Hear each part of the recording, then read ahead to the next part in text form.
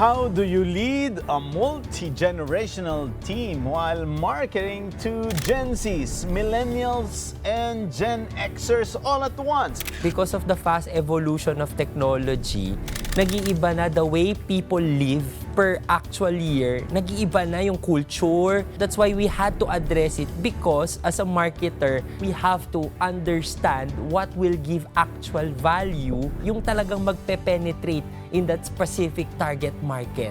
You now have to have a backup plan. And this is where a multifaceted entrepreneur thrives. We are now open for business.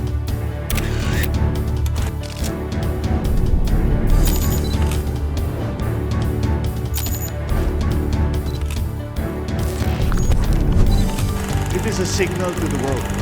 We are open for business.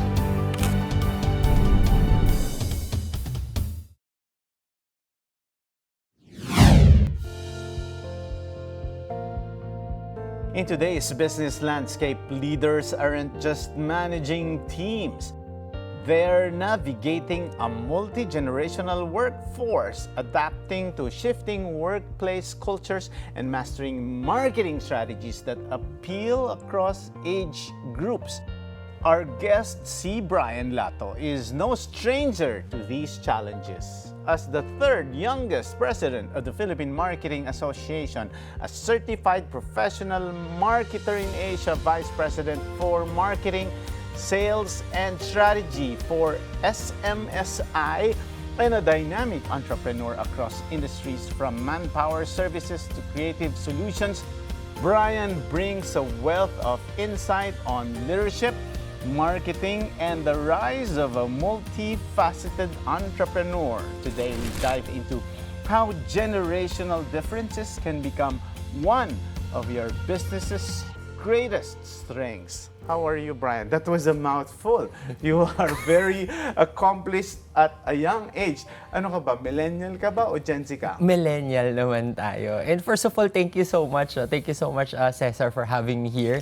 It's a privilege, and I really am excited to share more insights about this topic. No, sometimes it's a taboo to discuss these topics, or we are not really addressing in terms of the multi-generational differences. Before we start, we know that the Philippines remains to be young. A large share of the population is in the working age and youth brackets. At di ba ito yung ibinibida natin? This is what is boasted by our economic team, especially when they go to different places, when they go to investment areas. We always say that the Philippines has a young labor force. Yeah, actually, compared to our neighboring markets, like for example, the old economy, like Japan, whose most of the generation are old, and then you've seen for the first time China's population, there's a decline in their population.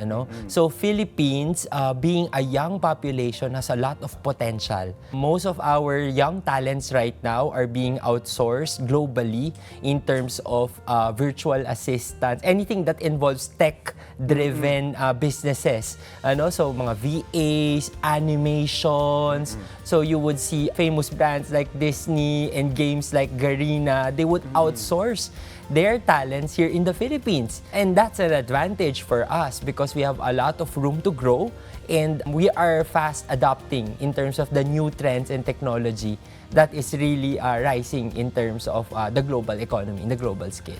In your view, Bryan, why is this when you compare it with the neighboring countries? Is it because of our culture, economic policies? Di ba ganyan, like say, siyempre sa China, doon, may the one-child policy, may one-child really, policy sila doon. Definitely, relatively, because we're family-first culture, our values matter more, and then we're more of a happy people, no? Rather than Japan's more career-driven, more of work, walang work-life balance, and China's one-child policy really hit them. So, kumbaga, yun yung nangyari in terms of this topic. Kaya tayo parang okay. Wow, okay. In the past, during my time, di ba, parang there's only the young and the old, parang ganyan. But now, it's segmentized, in a way that we have to deal with each segment differently. Like, for example, they have their own psychology and social behavior. Later on, let's talk about their spending habits and payment behavior, and also leadership styles and workplace behavior. So, paiba-iba, did the industry somehow felt that need to shift to this? Do you remember, was it pre-pandemic or post-pandemic, where marketers like you started to look at market segmentation differently or dealing with various teams differently? I think it started with the fast advent of technology and the way of living of each generations. Okay. That's why it has to be clustered na. Before, there's just the old and the young, diba? Kaya lang, because of the fast evolution of technology, nag-iiba na the way people live per actual year, nag-iiba na yung culture, the way things are being done. So that's why we had to address it, because as a marketer, we have to understand what will give actual value and what will be yung talagang magpe-penetrate in that specific target market. As a marketer, we will try to impose our own values, we will try to impose how we do things, hindi siya kakagatin. Because the way each generation lives is different. Yung ating mga Gen X, they lived in the hindi naman post-war. Medyo malayo-layo naman na sa Boomers post-war. naman na yun. Boomers malayo-layo na yun. naman na sa post-war. So medyo wala pa masyadong technology, face-to-face, mas more of the physical interaction, mas legitimate pag nakikita ko eye-to-eye, nakikita ko yung emotion mo, telegrama, snail mail, 'di ba? Telepono, pager, yan eh. Kumbaga, marerelate mo rin kasi siya with the present technology. Isipin mo kung during that time you already have the iPhone and the internet, it would have been a different scenario. Kaya I could say that I can really relate the generation's habits and a way of living with the existing technology present during that time. And when the millennials naman came in, andyan na yung mga dial-up na internet, di ba, na card. So medyo may konting boom na siya, may Yahoo Messenger na, internet is being slowly introduced, pero nabuhay rin sila nung time ng the Gen Y is living. So kumbaga, they know how to live yung simple, maglaro lang sa bukid or sa kalsada ng tumbang preso and all that stuff. And they also went through the time naman that the internet is introduced. Pagdating naman sa Gen Z, pagkabuhay nila, siguro nasa sinapupunan pa lang sila ng magulang nila, meron ng internet, may cellphone na. Na-invento yung digital native. Yes. Basically, you're born with mobile phones already. Yes, with technology present and fastly evolving. 'Di ba? Mas kakaiba pa tong beta. No? Pinag-uusapan natin ngayon hanggang Gen Z lang, pero they're saying some different things in beta. That's why nagkaroon ng further classifications. Kasi hindi ka na magko-connect eh. In the right market, if you will not address them properly, yung kanilang way of living. So you really have to address it. And we have 3 generations in terms of the workforce right now. Medyo magulo, and millennials are being a little bit grumpy. Parang sinasabi nila na parang, nung araw, ikaw yung Gen Z.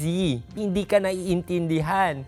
Ngayon, ikaw naman yung parang nagsasabi na, back to you. Hindi mo naman naiintindihan ang Gen Z. That's why we have to discuss this and we have to talk about it and try to understand each other's differences. To summarize it, it's basically technology that defined or that started this clustering, this segment or target market classifications, di ba? Kasi in marketing, talagang may ways tayo to segmentize the market.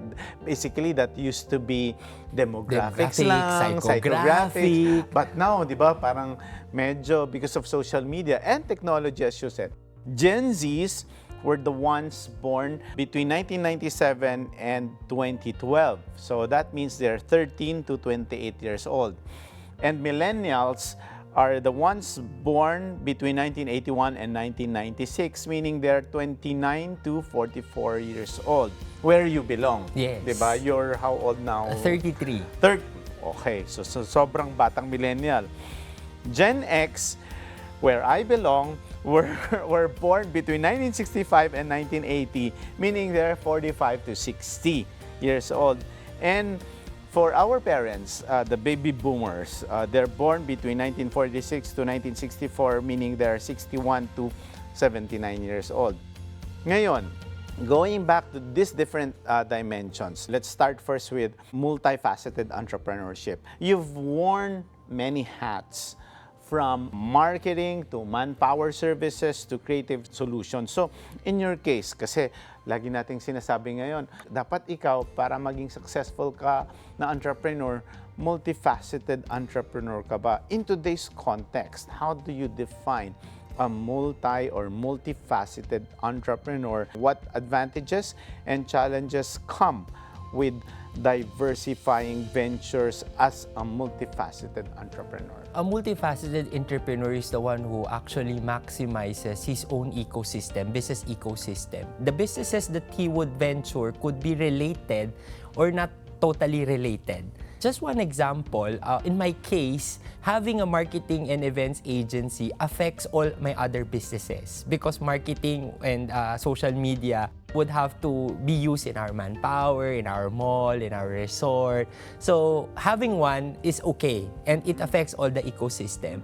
Another example naman is that we built somehow far from our diversification, somehow far from what you're existingly doing. It's because of the risk of a possible industry na mag-down, no? Like for example, during the COVID pandemic, we had to do some business continuity plans and some laws and regulations. As a manpower agency, we have to think of other businesses. Kaya naalbo naman yung resort. We have, kasi parang during that time, we see that people would like to go out, really want to go out, spend time with the family. After the pandemic. After the pandemic, di ba? Kaya, pero during that time, halos lahat yata ng tao nagkaroon ng private resort and all that. That's diversification. We have to ensure that, you know, we still live and, you know, other businesses can contribute naman to the cash flow of the other business. So, that's why it only makes sense as a growth strategy to diversify, not only within your business, but also in terms of having other businesses that's either within the ecosystem or can be really a full diversification. Kasi pagka within the ecosystem naman, it will support each other. Like for example, you're in retail, it makes sense if you would have a warehouse, if you would have a logistics, if you would have a customs brokerage, because you're in retail, you're in distribution. And then probably you would open another, aside from retail, you open distribution channels, you'd open service centers. So that's how I define a multifaceted entrepreneur. It's either you support your existing businesses for it to thrive better, so you'd have higher margins, or you would totally open a different business in terms of diversification to support each other when one industry is down. Advantages, it's because within the ecosystem yung business, you would have higher margins. Instead of outsourcing it from another business, one pocket from another pocket. I mean, you would see naman our business tycoons, diba? The likes of the Sys, the Villars, they would do multifaceted businesses that supports within their ecosystem. They started with hardware, and then they built their build and sell na bahay until they built the houses. And now, it makes sense, the land banking sila, but from the longest time, ang ginawa nila, they preserve the front lots. Although they're not yet venturing into commercial, they've thought of it in a long time, in able to increase the value of the land, they would have to place this commercial establishment.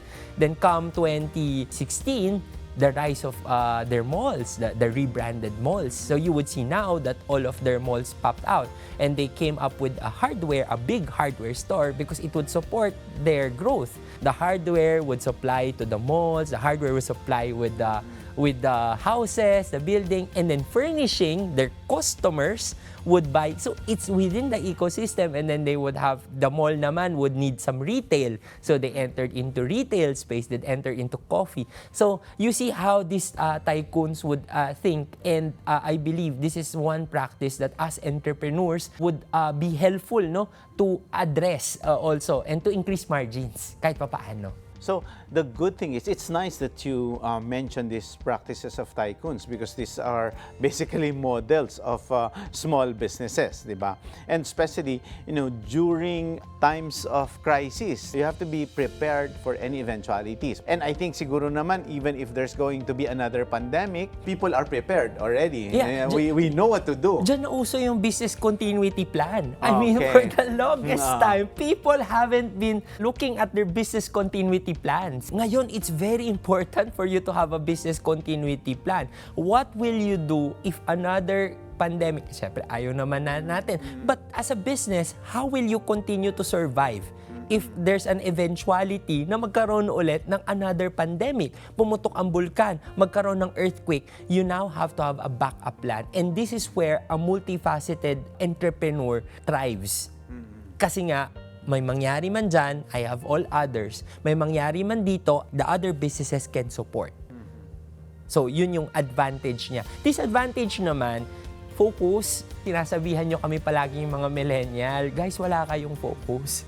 Ito lang yung konting disadvantage niya. If you do not have the right people in your businesses, in your various businesses to run it, and you are the ones running it, wala namang focus. Parang masyadong all over the place. Masyado namang, kumbaga, ang attention is divided. And then, of course, resources. If one business would not be performing, it might affect the other businesses. So, it's like a double-edged sword din naman. So, to prevent that from happening, you need to hire the right people, you need to, kumbaga, establish the systems in place so that hindi naman mag-suffer yung other businesses. Based on some research, millennials daw are now taking the lead, taking leadership positions in many industries. How is millennial leadership different from previous generations? Kasi millennial ka, sama mo na rin tong sabihin kung totoo o hindi. Huwag pong magagalit ang viewers po sa akin ha. Pero ito daw, millennials daw are indecisive, praise hungry, too sensitive. I mean, not for all millennials, wag rin po kayo magagalit. We're not trying to generalize everybody here. This is just according to the study. But probably that was the early phase of the millennials. Okay. Millennials now have matured. And you can see naman, their age naman is 30 plus, above na diba? 29 and above. And most of them are now taking the helms, like the helms of the Ayalas. You would see that the millennials are now taking the lead in introducing a different, a fresh perspective, no? Siguro millennials, they've matured in the years of working and now they're the ones taking the lead. They now understand their predecessors' dilemma. Kaya nga may opening statement, 'di ba, millennials are now a little bit becoming more grumpy because the weight in their shoulders are now It's with them already. It's with them, right? So ano naman yung bagong na-introduce ng millennials versus the predecessors? Well, again, the advent of technology is present. The integration of a hybrid work arrangement is now being introduced. Aside from the COVID pandemic, kung hindi pa magkakaroon ng COVID pandemic, gusto nila hierarchy ang organization. May top, may bottom, ganyan. Ang communication dapat... Ang millennial to. Hindi, kayo. Gusto nyo, may Gen X pala, sorry. May hierarchy, no? Kailangan may chain of command, hindi ka pwedeng dumiretso sa akin. Kailangan dadaan ka sa sa supervisors mo, etc.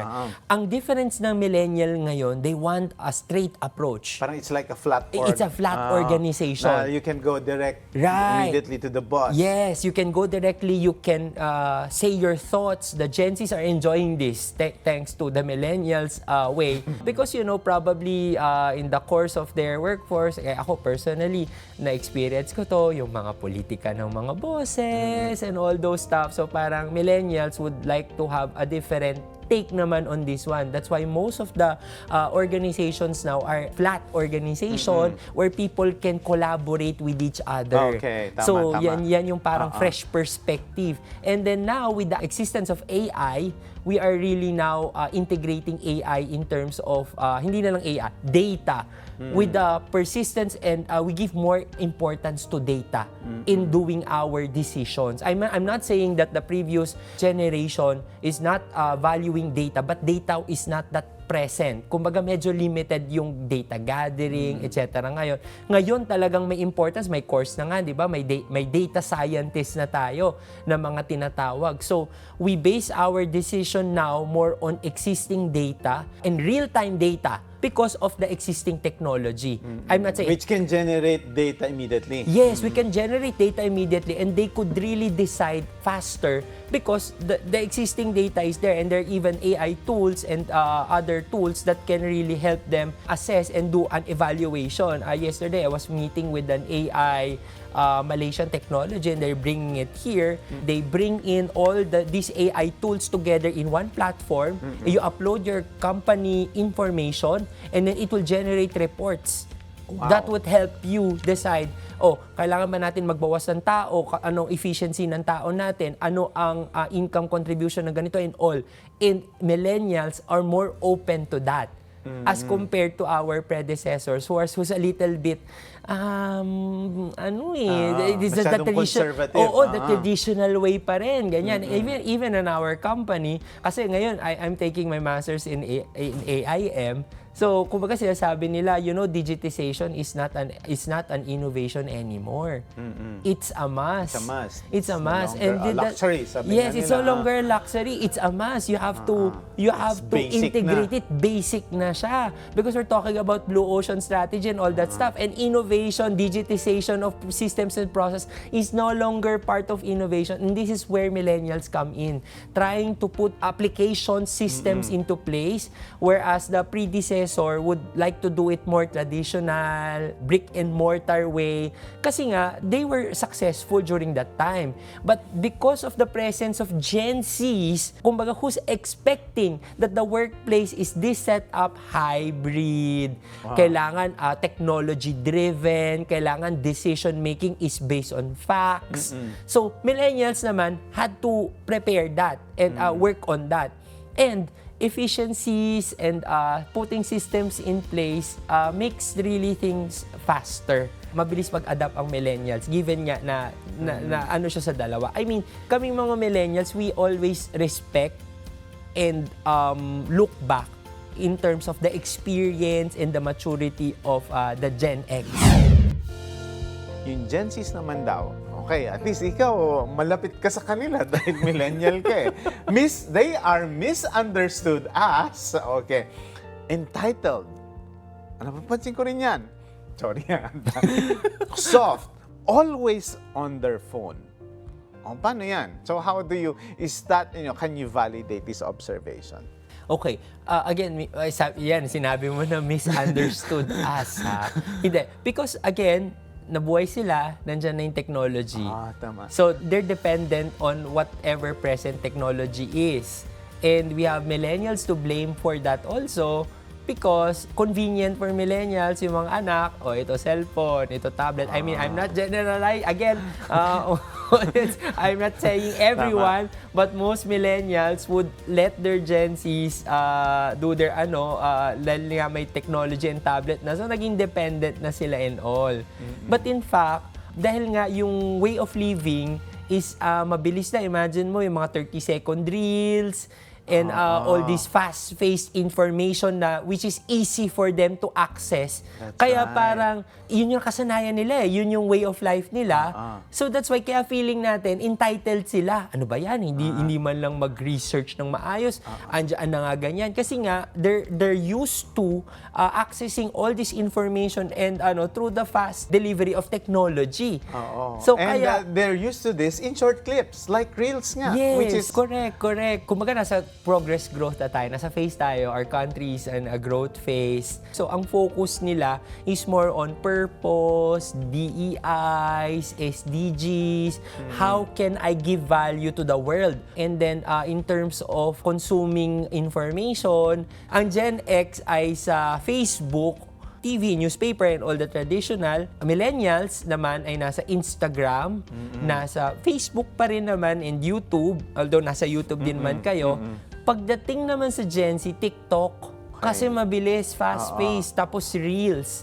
No? So, kumbaga, hindi natin sila pwedeng sobrang i-blame. In a way, we can also blame the adults in terms of the way. And of course, the advent of technology, they're utilizing and they're used to it. So, purpose-driven sila. And then, they expect when they come into the workforce, ayaw nila masyado yung mga traditional stuff, no? Mas hindi nagko-connect ang Gen Z at ang Gen X. Kasi nga, hindi na naranasan ng Gen Zs yung traditional stuff and they do not give value to tradition super. Kasi nga, quick, fast-paced sila. How have workplace dynamics shifted in the last few years, especially in the Philippine business setting? And what role does adaptability play in leading multi-generational teams?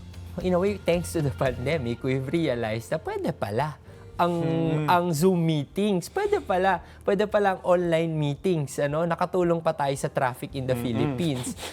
Na we are not contributing. Kaya lang, medyo uncomfortable ang Gen X pagdating sa online talaga. I mean, they would really, again, it's because of how life is before. Gusto nila face-to-face, nakikita yung emotion, and they feel that there is no point of collaboration. Pagka wala kayo sa office, kailangan 100% nasa office. Ang changes naman na ini-implement ng millennials ngayon is that meron na tayong mga systems na in-integrate. May mga Slack, may mga productivity and collaborative tools. Diba? To address naman the dilemma, huwag po kayo mag-alala. Meron po kami mga tools na in-apply to monitor our teams, no? And nag-change na talaga kasi may mga setup talaga na hybrid.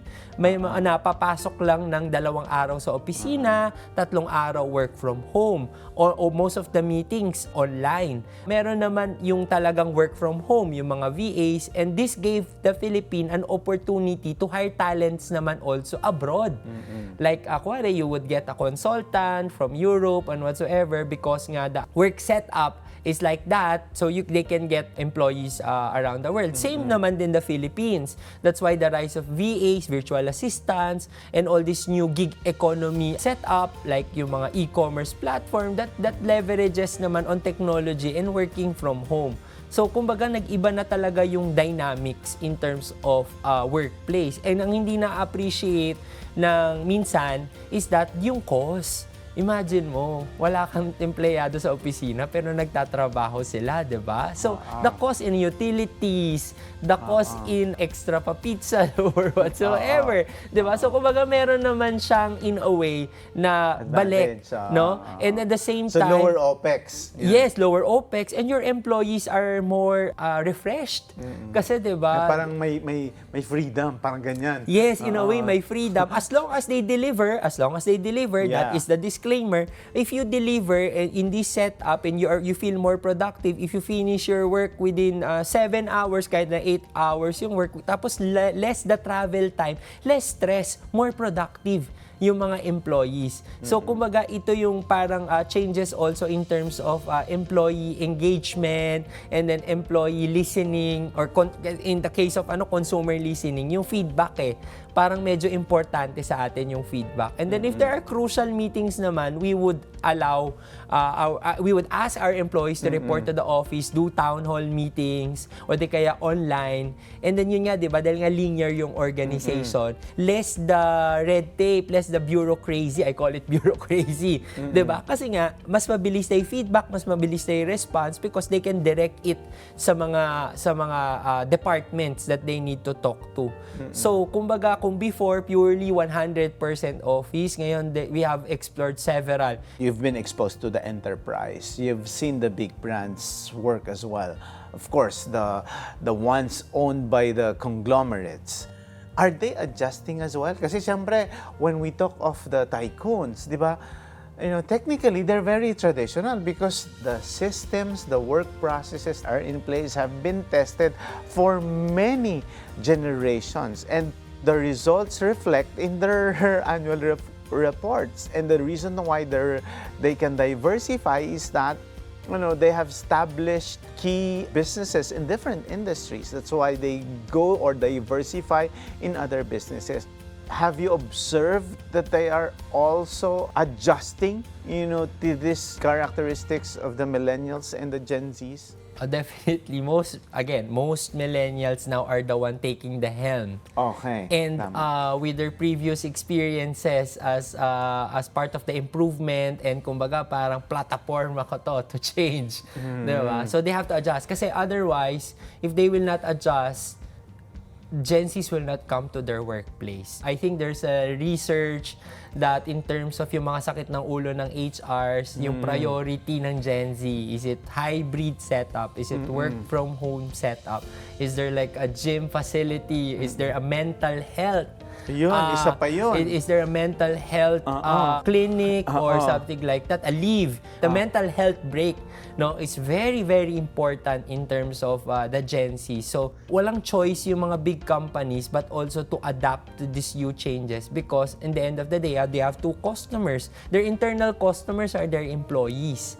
And if they do not adjust to it, hindi maglalas yung mga employees, they will shift. And I notice most of the companies, they change their office setup from the traditional boxy ones to the open space. Akala mo nasa malaking co-working ka. One example is the primary group of companies. If you go to their office, it's a big collaborative office, creative space for work. And I've seen other big companies also doing the same. Definitely, they are adapting. Kasi Parang gone were the days of the cubicles na ikaw lang. Unless you are a call center kasi somehow you need your own space. Pero kung sabihin mo na yung mga traditional big tycoons companies, you have to visit their offices. You would be surprised on the shift and how they make it more collaborative. And then a big example, of course, the Apple office. You would notice how collaborative it is. If you would visit the Microsoft office here, the Western style of offices are now slowly being, not really slowly, quickly adopted in office workspaces. Even in our office, I'm on the process of really converting it into a more collaborative open space because, that's how faster things are done. Now, Brian, let's go to one of your expertise, which is marketing across generations. You mentioned exploring marketing for different generations. As a matter of fact, that's what you do. You're very active at the Philippine Marketing Association. As a matter of fact, you are, one of the youngest or the third youngest president of PMA. What are the key differences in spending habits naman? The purchasing power or the purchasing habits or the behavior of Gen Z, Millennials, Gen X, and Baby Boomers as consumers? Alright, so Baby Boomers and Gen X, brick and mortar. Gusto ko nahawakan ko. Gusto ko mapupuntahan ko siya, no? I do not trust if it's online, no? So, according to the recent study, if I'm not mistaken, around mga 65%, medyo bumababa na Kasi dati 75% brick and mortar retail Ngayon medyo kumakain na si online shopping, Medyo natututo na kasi yung ating, natututo na how to click and all that stuff, no? So, kaya medyo kumakain na in terms of retail. Pagdating naman sa millennial, ang gusto nila is hybrid. Kasi and then Gen Z's, na yan, shoppable na yan, TikTok shop na yan. Like, online na talaga. Entertainment. Kailangan entertainment factor and Gen Z. Na-entertain ako, di ba? Less of the value, more of the entertainment. Tapos easy and accessible, di ba? So, kaya nauso yung TikTok shop. Diba? When you see a content, kasi ngayon ang pag-market, Gen X at Boomers would be credibility, features, and I would say extended to Millennials. Ganyan ang pinapahalagahan natin. Yung features niya, ipapakita mo sa akin, kailangan ma-entertain ako. Kailangan nakuha mo yung attention ko, no? So yun yung major difference ng in terms of buying attitude ng mga medyo older generations to the ang millennial medyo hybrid yan. Okay, na-entertain ako but I would have to validate also if credible ba yung brand and all that stuff. Pero under convenience na rin, no? Pero in terms naman of how you talk to them, how you speak to them, kanina na-mention ko kung ano yung mga platforms kung nasan yung each generation. generation, you have to talk to them in their respective platforms. Dati pag sinabi natin dyaryo, di ba? Pag sinabi natin billboard, okay. Ang variation lang natin, TV channel, di ba? Channel, di ba? Ngayon, sa social media, may ganyan din. Kailangan tingnan mo rin kung nasaan yung target market mo. If your target market are entrepreneurs or CEOs or punta ka ng LinkedIn or pwede pa konti Facebook siguro. Pag ikaw naman ay nagtatarget... Tsaka iba yung language. Iba yung language, professional. Kung gusto mo magyabang ng accomplishments mo or Facebook yun. mga studies, ganyan, Facebook yan. Pagka millennial naman ang gusto mong i-target at may produkto ka, Instagram. Post ka ng pictures, okay, may coding reels, etc. and all. Or di kaya mga legit mga websites and all, they would go there. Pagdating sa Gen Zs, TikTok talaga. Dominated ng Gen Zs ang TikTok. I, for myself, isa lang siguro yung laman ng TikTok ko. Hindi nahihirapan pa akong maka-adjust sa TikTok, no? Kasi sa atin, picture, ang dali lang Instagram, Facebook. Pero sa TikTok, may mga editing na yan ng videos. Diba? Medyo, ang dali lang sa kanila. Oo, adapted Pagkagising, nung pinanganak sila, alam na nila yung technology, kinakalkal na nila yan, all that stuff. So, kaya native sila pagdating sa TikTok feeds. No? May tinatawag pa na FYP. Yan yung para kung ano yung uma-appear sa'yo based on the algorithm. Gumagamit na kasi ngayon yung mga social media ng algorithm in terms of ano yung mga pinapanood mo, data comes into play. The social media platforms integrates data, ano yung mga pinapanood mo, ano yung hilig mo, ano yung mga pinupuntahan mo, ano yung mga kinakainan mo, yun yung ilalabas yung ad sa'yo. And that is what, again, technology is providing and probably artificial intelligence. Yeah. Whatever you previously buy, doon sila nanggagaling. So they get that data and put it in their algorithm or system and then offer you more. Ganon. Precisely. Wala bang Data privacy ba? Wala bang violations? You agreed You check the terms and conditions of the You have to don't use their platform. Since you clicked it, you agreed to that. Diba? You agreed to the terms and conditions and ito na nga yung sinasabi nila. So you are allowing them to use the data. And nothing's free. Yun yung sinasabi nila. They say that these social media platforms are free. For what? In exchange of your information, in exchange of the algorithm, in exchange of more comprehensive understanding of the target market. And this is their business model. Sa communication, ang gusto ng mga Gen X would be face-to-face. Yan ang gusto Gen naman. X yan. Gen X yan. Sa amin naman, yan. Teams. Pwede na kami sa Teams, etc. and all. Pagdating naman sa Gen Z, medyo mga 3-letter words, mga 1-letter word, icons, emoticons, and they have these terms. It's emojis. It's giving. May mga ganyan silang terminology na ano yung it's giving? Okay. Pasok ka. Okay ka. It's giving. Ganun pala yun. So, marami silang mga terminologies. Yung sa atin, nung araw naman, which is na-adapt namin mga millennials, sa inyo naman, is babalikta rin lang yung work. Taralets. Diba? Mga ganyan and all that stuff. Ito, meron talagang mga words. Either it came from games, or it came from some terminologies na talagang yun yung ginagamit nila in terms of communicating.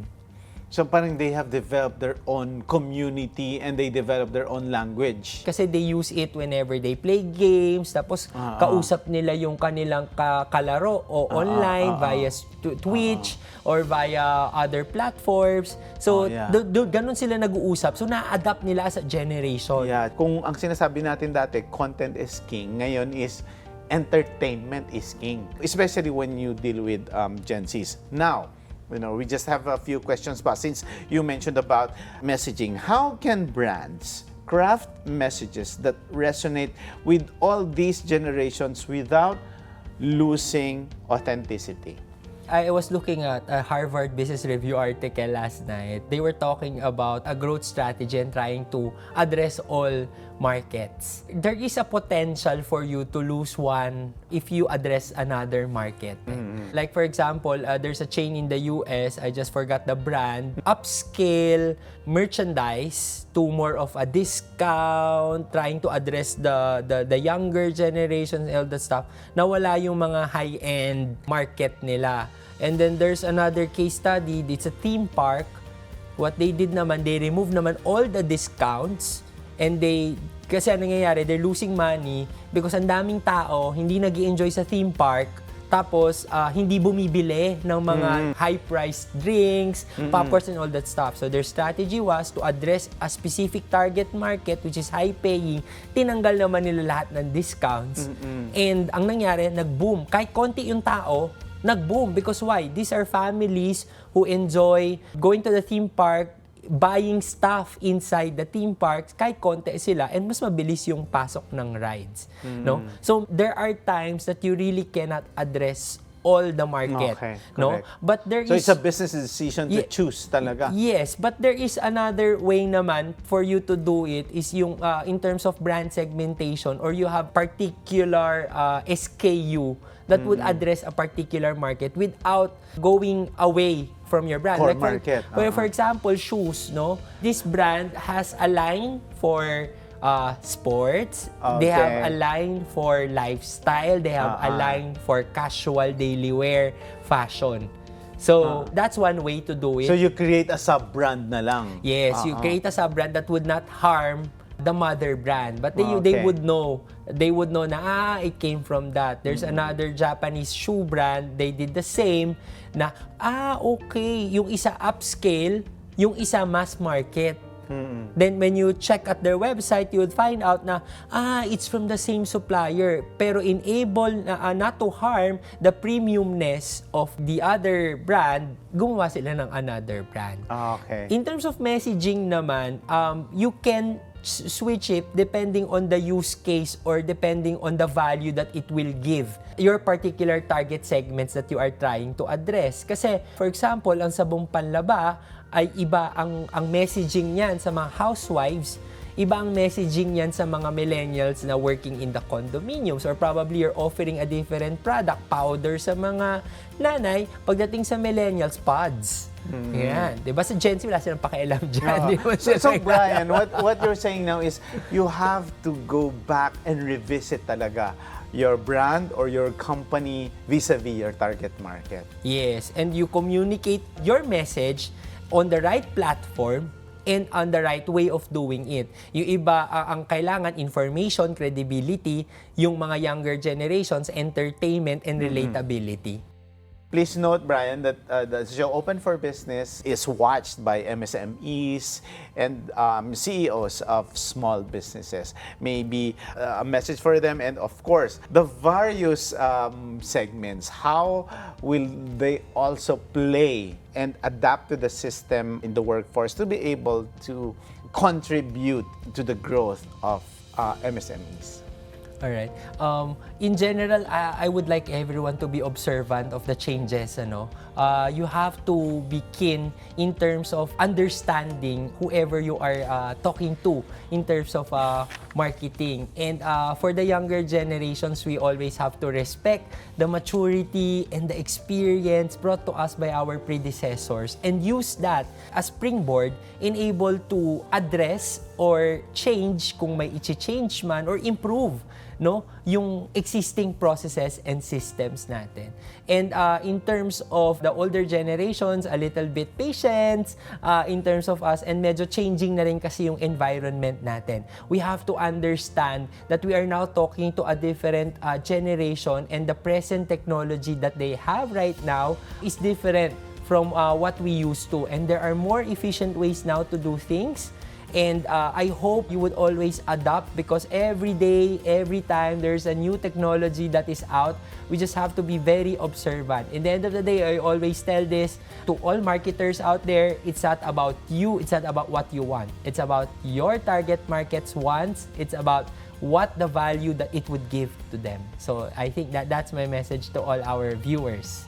Thank you. And should they ask for more, where can they find you, Brian? I am always present in the Philippine Marketing Association events, or you could reach me in LinkedIn. It's my name. Also in my Facebook, there's a blue check kasi baka may mga scours, no? So you could reach me through those platforms anytime for more questions.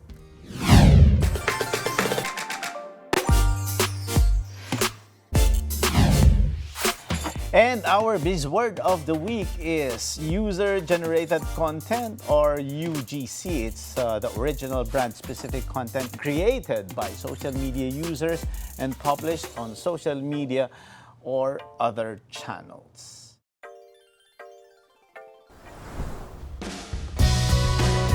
From the rise of the multifaceted entrepreneur to mastering generational marketing and workplace communication, Sy Bryan Lato reminds us that business success today isn't just about having a great product or service. It's about understanding people or your target market, whether they're employees, partners, or customers. Knowing how different generations think, spend, and work opens the door to innovation, collaboration, and lasting growth. It's a reminder that bridging generations isn't just good leadership, it's good business.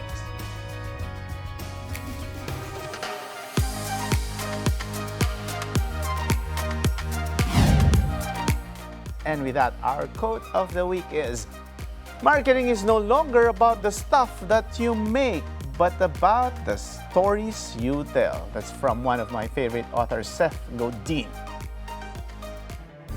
Maraming salamat sa isang oras na pagsama sa amin, Brian. Maraming salamat sa iyo. Maraming salamat sa mga manonood sa pagsama sa amin upang tunghayan ng isang makabuluhang usapan ukol sa negosyo dito lang sa Open for Business. Hanggang sa susunod na linggo, samahan niyo kaming muli dito sa Open for Business. Catch us on Facebook and YouTube.